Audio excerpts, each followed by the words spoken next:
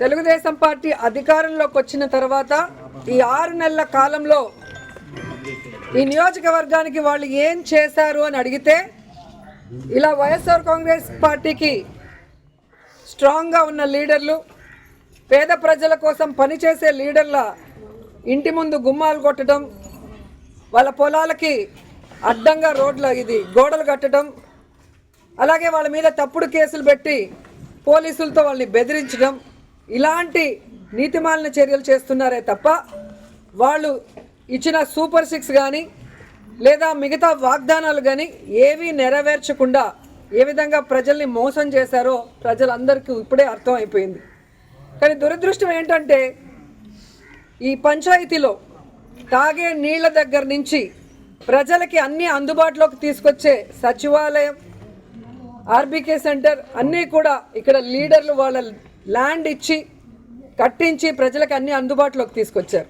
కానీ తెలుగుదేశం గతంలో 14 సంవత్సరాలు అధికారంలో ఉన్న చంద్రబాబు నాయుడు అప్పుడు ఏం చేయలేదు, ఇప్పుడు అధికారంలోకి వచ్చాక ఇప్పుడు కూడా ఏం చేయకుండా వాళ్ళు ఫెయిల్యూర్ అయిన విషయాన్ని కప్పిపుచ్చుకోవడానికి ఈ విధంగా కొంతమందిని టార్గెట్ చేసి వైఎస్ఆర్ కాంగ్రెస్ పార్టీ లీడర్ని వేధించడం, భయభ్రాంతులు చేయాలన్న ఆలోచనతో ముందుకు వెళ్తున్నారు.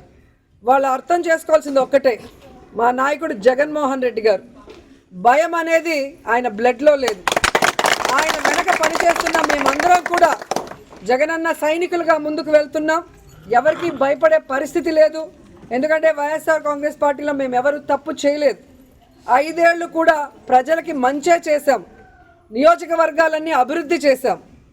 ఈరోజు మీరు మోసంతో అధికారంలోకి వచ్చారు, ఈవీఎంలు మ్యానిపులేట్ చేసి వచ్చారు, ఏ విధంగా సూపర్ 6లు అంటూ ప్రజల్ని మోసం చేసి వచ్చారు. మీరు సిగ్గుపడాలి, మేము సిగ్గుపడాల్సిన అవసరం లేదు. కానీ ఈరోజు టీడీపీ వాళ్ళని హెచ్చరిస్తున్నాం, ఇలాంటి పనికిమాలిన కార్యక్రమాలు మరొకసారి చేస్తే సహించేది లేదు. అధికారంలోకి వచ్చారు, హనీమూన్ పీరియడ్ కదా, 1 ఇయర్ మాకు ఇవ్వండి అంటారనే సైలెంట్గా ఉన్నాం. కానీ రోజు రోజుకి నీతిమాలిన రాజకీయాలు మీరు ఎక్కువ చేస్తున్నారు కాబట్టి ఇక సహించేది లేదు. మేము మా వాళ్ళకి ఎవరికి ప్రాబ్లం చేసినా కూడా ఒక యూనిటీగా మిమ్మల్ని ఎదుర్కొంటామని కూడా ఈ సందర్భంగా తెలియజేసుకుంటున్నాం. ఎందుకంటే గ్రామాల్లో తెలుగుదేశం పార్టీ నాయకులకి ప్రజల్లో గౌరవం లేదు, అభిమానం లేదు కాబట్టే ఈరోజు సీఎల్ని, ఎంఆర్ఓల్ని, ఎంపీడీఓల్ని బెదిరించుకొని వాళ్ళని పంపించి ఇలాంటి నీతిమాలిన చర్యలు చేస్తున్నారు. అసలు ఎంత సిగ్గుచేటంటే మున్సిపాలిటీల్లో రోడ్ల మీదకి వచ్చేస్తుంటే వాటిని ఎవరు కొట్టరు.